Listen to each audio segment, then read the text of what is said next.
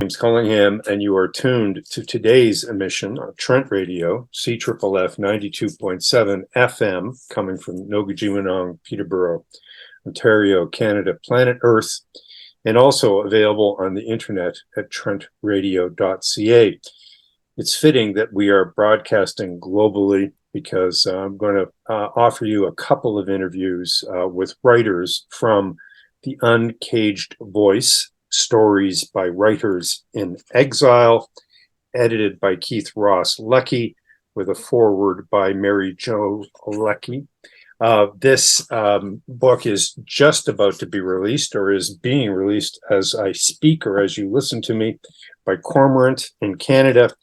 And it's an anthology of offerings from various authors who have had to flee their countries because of political unrest, because of oppression, because of threat of imprisonment or worse. I have some familiarity with the subject and indeed with some of the writers because of the film I directed, The Cost of Freedom, Refugee Journalists in Canada, which was shown at Reframe in 2022 and is available at highballtv.com. One of the contributors to the Uncaged Voice is Gezahegn Mekonnen, who is originally from Ethiopia. Gezahegn, hello, sir. Hello, James. Good to be here. Now, your submission to the book kind of is a almost a script of the events of your life since you had to leave Ethiopia. But what, if you could sum up to our listeners who are perhaps not familiar with you, why is it that you had to flee Ethiopia, and how long have you been in Canada?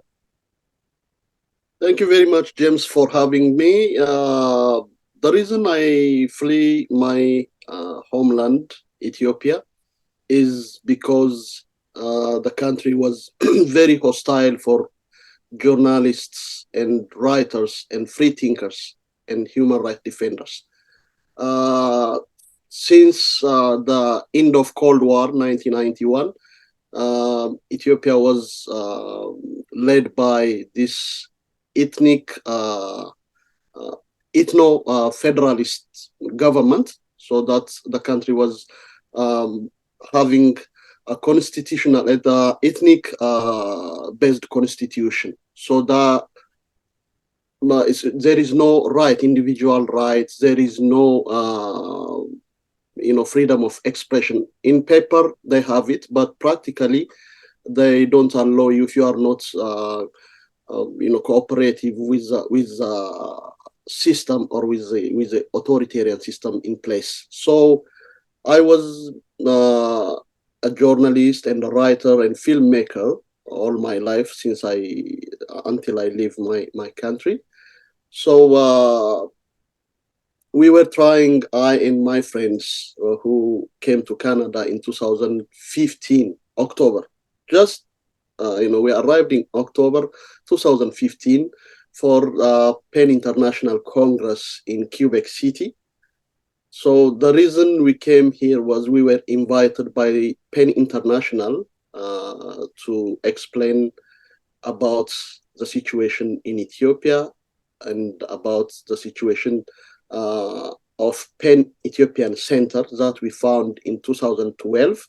Actually, PEN Ethiopia was founded in 2008 in Bogota, Colombia. But to get a license and to start working legally took 5 years. And finally, we get a license from the Ethiopian government and we start working in 2012. But after being active for 3 years, the government was not happy about PEN Ethiopian activity because we are working on freedom of expression, we are working on human rights issues. So finally, they closed down our center and we were threatened. So PEN International invited us to explain about the situation in the Quebec Congress. So we did, and finally we stayed here. So that's the reason I stayed here. And after that, Ethiopia was becoming a very, very devastated country, and so many things happened, so many lives were taken, and still the turmoil is going on. And now you've been here since 2015. I think eventually, not immediately, but eventually, fortunately, your wife and family were able to join you in Canada. Your story and the stories of others in the book, and they may be from Venezuela or Syria or Turkey, among other countries. In your instance, obviously your English is very good. You have been able to work in media, which is not the same for all of the contributors to this book. So what have you been able to do, and what are you doing now as somebody who is still concerned with human rights, not only in Ethiopia, but in other parts of the world? And but now, you've been in Canada for 8 years. Yeah. I mean, I don't know any job other than journalism and writing. So the first thing I did was I tried to, join the media landscape in Canada, but it was very tough because of, my English is not that great.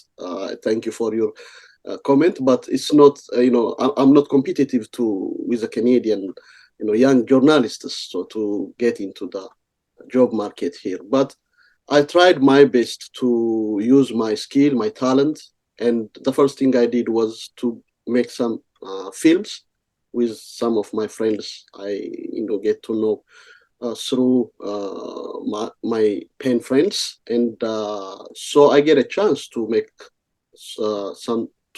two documentaries. And after that, I decided to establish a community newspaper. Here in the diaspora, the Ethiopian community is a kind of community living dispersed in the GTA and elsewhere. So I tried to make a kind of assessment if there is any viable media that express about the Ethiopian situation and that connects the Ethiopian diaspora with the mainstream Canadian society. And I can find none. There are some, tryings here and there, but there was none. So I decided to establish a newspaper, a community newspaper, a bilingual, Amharic and English. So I decided, and I started working on that, and I launched my first newspaper in 2017, October. So we continue publishing until COVID hits. When COVID hits, our newspaper ceased to publish, and we become a kind of digital media. We use the podcast and YouTube channel. So throughout the COVID time, we were able to reach out all over the world, wherever Ethiopians are living, and we are bringing so many Canadian writers and Jamaicans and Africans and so many diverse writers to our program. And we did, I think, more than 200 interviews throughout the COVID restriction. So that helps us to connect and to revitalize our mission and our, media practice. So finally, we decided to become a digital media. And now we have a website, and we have a radio show, a weekly radio show for 2 hours every Thursday. And we have a digital magazine that comes out in last September for the Ethiopian New Year. And it's a bilingual and biannual. The next one will come out in December. So we are now a digital media outlet that connects the Ethiopian diaspora with the mainstream Canadian and North American culture. And so that, because we have to adapt, this is our home, this is our country, this is my home. So I'm now Canadian, but at the same time, I'm concerned about what's happening in Ethiopia. So I'm trying to expose, and I'm trying to tell Canadians about the human rights situation in Ethiopia. So that's what I'm doing. You mentioned, used the word diaspora. My understanding is that there's some conflict among the Ethiopian diaspora. I'm wondering if you need to engage with that as a journalist, and how you do, and what are your thoughts about the the reverberations of conflict in Ethiopia in a country where refugees have come to, such as Canada?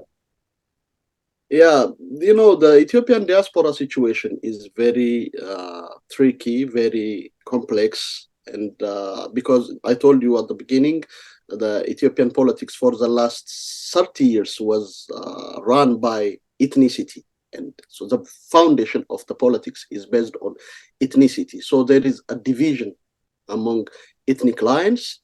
So that creates a rift and a division among Ethiopian society for the last 30 years. Now it become even worse and very extreme.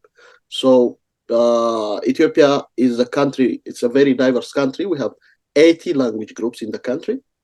So only the three ethnic groups, control the media, the resource, the politics, and everything. So because of that, the rest of the language groups are, marginalized, and they are not considered as Ethiopians. They don't have a role to play in the Ethiopian politics.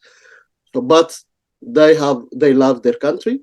They have a say. They are, suffering a lot.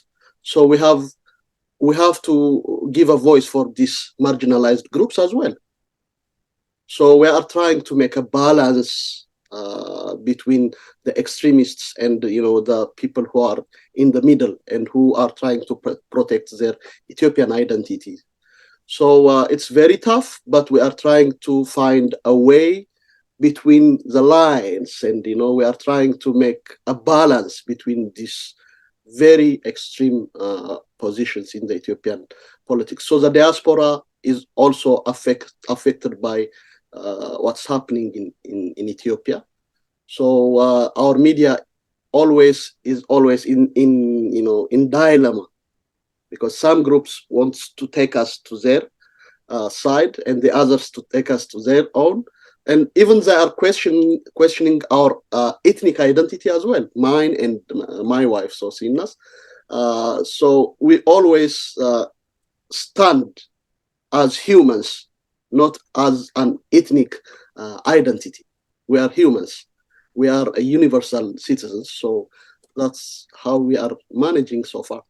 And of course, these divisions are not uncommon in Canadian history or in the, so-called New World. I mean, if one looks at the history of conflict between Irish people in this part of the world, even in the 19th and early 20th century, these things may be regrettable, these divisions, but they're understandable. And of course, conflicts and tensions where there is oppression in a country will travel across oceans. Finally, Gezahegn, reflecting almost 8 years to the day on your arrival in Canada, what has it meant to you? And do you, as a journalist and filmmaker in your soul, do you feel that you are operating at a level you're happy with in your adopted country, in Canada? That's a very nice question. My story in the Uncaged Voices is a kind of a self-portrait of my life.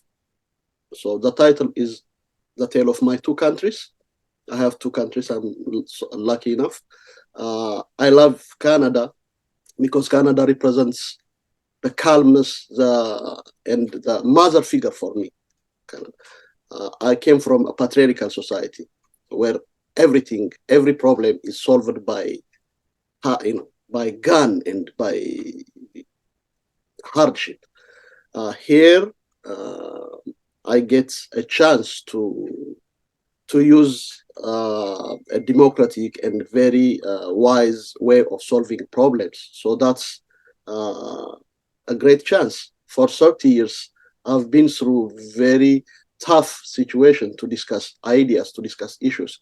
So I'm lucky enough to express myself, to use my freedom of expression, and to practice my media without any problem from any kind of authority. So that's a great thing. I thank Canada for that. And I wish Ethiopia will also have such a system, a democratic system, and Ethiopia will be free finally from the authoritarian system, from any ethnic or from any religious oppression. So that's what I get, and I'm happy, but that doesn't mean Canada is perfect. I have so many problems as well here. For 8 years, I've been trying to establish my media with my wife and my son as a family business, but it's very tough to get resource. It's very tough to take our media one step forward because we are new, because there are so many red tapes and so many challenges ahead of us. But we are not complaining. We are humans. We are here to make our life better. So we are struggling. We will see what is going to happen in the future. Gezahegn Mekonnen is one of the contributors to Uncaged Voice, Stories by Writers in Exile. Gezahegn, it's an honor to speak to you. Thank you very much. A pleasure. Thank you so much, James, for having me. And I'll be back with another contributor to the Uncaged Voice, Arzu Yildiz from Turkey, shortly. Farewell. Good luck, Gezahegn. Take care. Have a good day, James. Bye-bye.